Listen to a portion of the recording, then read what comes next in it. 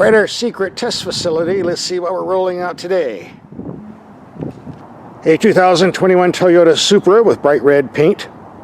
This is the 4-cylinder model we've all been waiting for. We also test drove another Supra with bright yellow paint, my favorite color on this car. It had the high output 6-cylinder engine. What a sweet motor this is.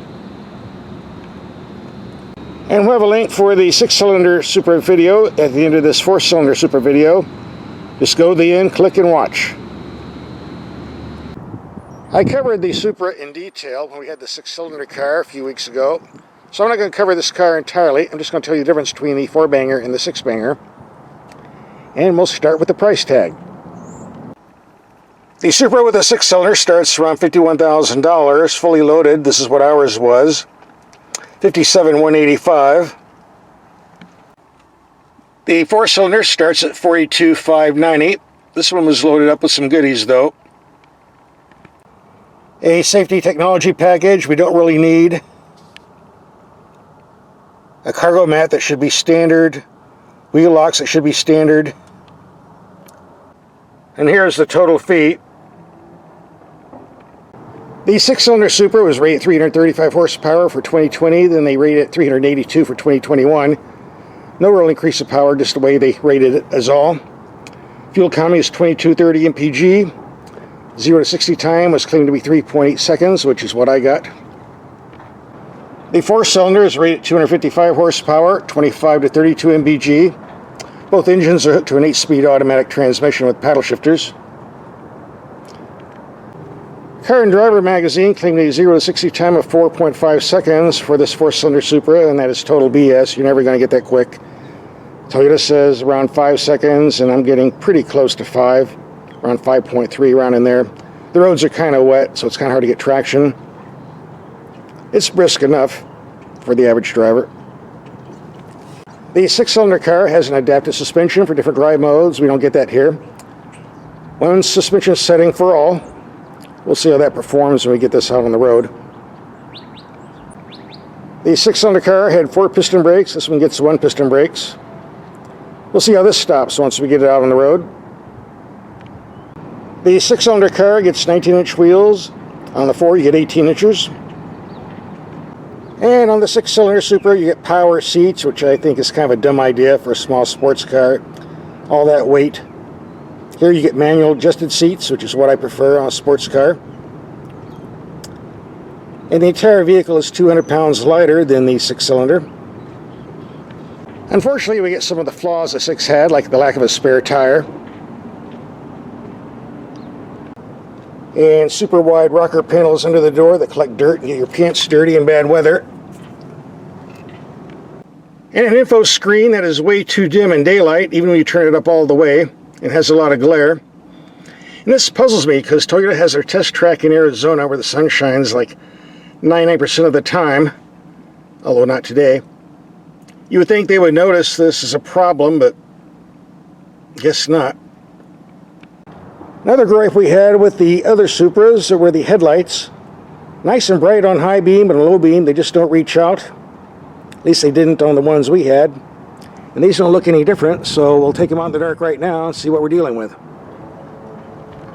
It's dark enough, let's take these lights out and see what they do. Here we have the low beams on a wall 100 feet away. Left headlights rather low, right medium, high beams. Here's the rear camera, if you put it in reverse. A bit on the dinky side, but it works. Here we have the brights on the building 300 feet away. Good spread, lots of light. Go low beam. A little bit on the low side. This is pretty much the same performance we got off the other Supras I've driven. On backcountry roads, you're going to need the brights. Low beams are for city only. Okay, that's enough show and tell. Second half of the video, we're going to do some driving. That's what we're here for, right?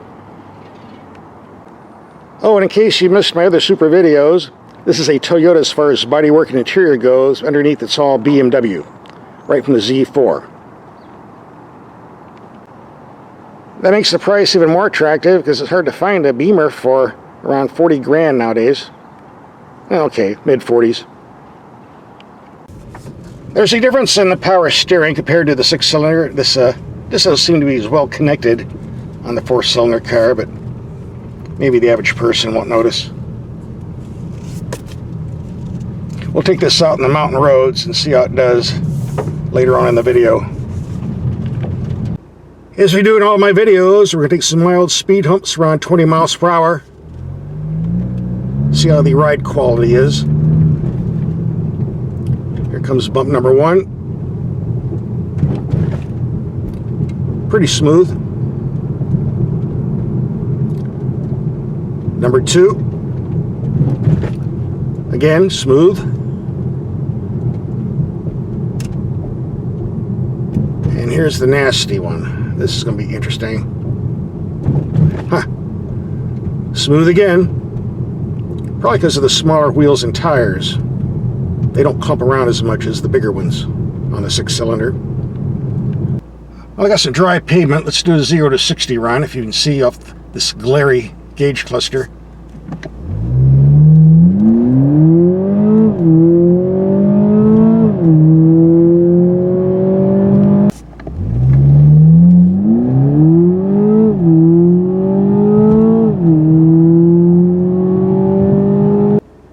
In 240 miles of driving, since this was new, we were averaging 26.8 mpg. We just reset everything to 0 so we can take a highway trip, get the maximum fuel economy figure. We'll do that right now. I've got a lot of emails of people asking me why is it you can't drive with the windows down on these Supras, and I said, I don't know what you're talking about.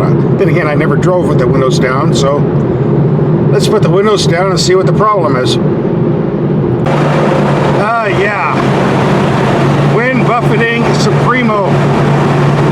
I'm getting blasted like a hurricane in here. Windows need to go up.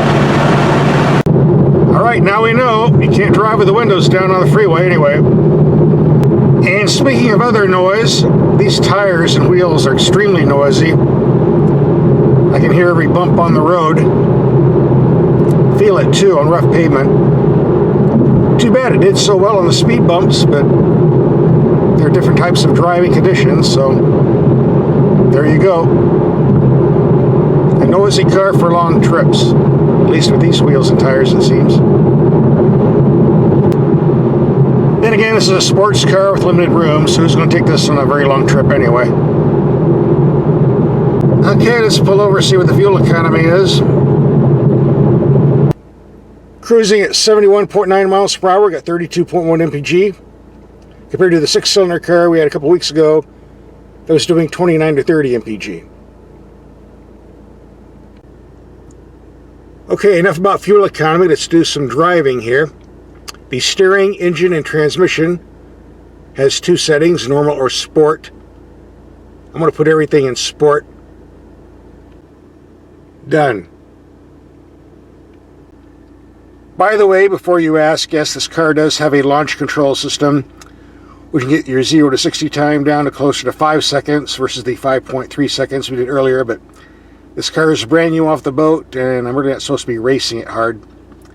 Still needs some braking in.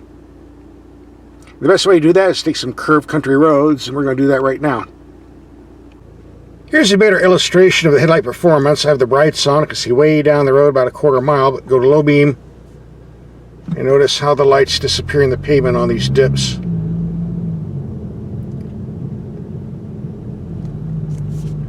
There could be a water buffalo up on top of that hill. I wouldn't see it. If you're on backcountry roads, you'll need to use your brights all the time. Okay, how's this car corner? If I was driving a Supra for the first time, and the 4-cylinder was the first one I was driving, I would say handles very good. But having driven the 6-cylinder with the adaptive suspension and wider tires and wheels, no, it doesn't handle as good. But I don't think the 4-cylinder Supra owners are going to be buying them to race. If that was their goal, they get the 6-cylinder. And this vehicle, with the 4-cylinder engine and base suspension, is more than adequate for the purpose. I don't think they'll be complaining.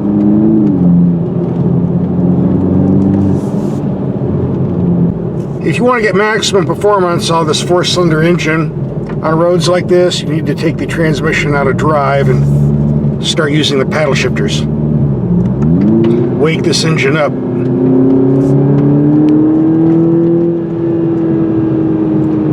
That's why I like the paddle shifters on the steering wheel. They can always be reached regardless of the position it's in, versus the Italians that put paddle shifters on the steering column, which is stupid. They belong on the steering wheel. On roads like this, it's mandatory.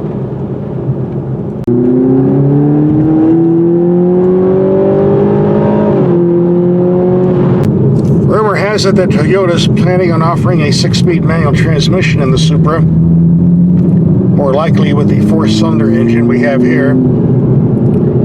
That would work out pretty good because this engine really needs to be revved up to the 4,000, 5,000 RPM mode to really get the power out of it, as we're doing here. Once you get it revving up, the car moves up pretty good. This would be great with a 6-speed manual, no doubt about that.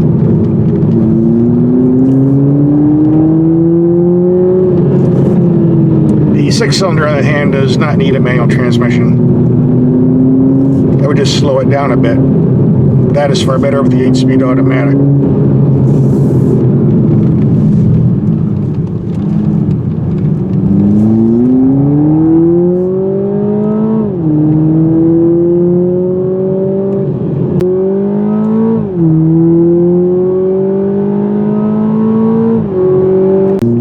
It took about 20 miles or so, but I'm finally getting the hang of this car. If you really concentrate, you can get this to run pretty good. And corner pretty good, and accelerate pretty good.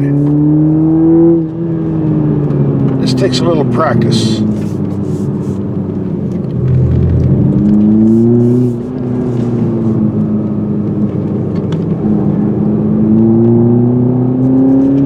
I guess driving the 4-cylinder Supra is like playing the violin. Eventually you'll get the hang of it.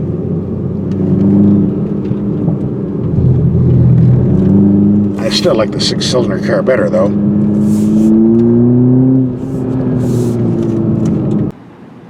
That was a nice little drive we took last night, but now it's time to wrap up this video. So the question is, should you get the 4-cylinder Supra or the big 6-cylinder job? Well, if you go over and watch my video I did on the 6-cylinder as well as the 4-cylinder, you'll see that they're two different vehicles. The only thing they have in common is the outside body style. Two completely different cars for two completely different drivers. The 6-cylinder car is a performance vehicle. You can outrun many of the muscle cars like Mustangs, Camaros on the street, and corner just as well as many of the exotic European sports cars. It's mainly geared for people who like to drive and like to drive fast. The 4-cylinder buyers are more likely to be more sedate drivers. They're not interested in 0 to 60 times or how fast it'll go on the top end. A lot of the guys will buy it because they think it's going to impress the girls. A lot of girls might buy it because they think it's cute. I think the main competition for the 4-cylinder Supra is something like a Mazda Miata or a Fiat 124.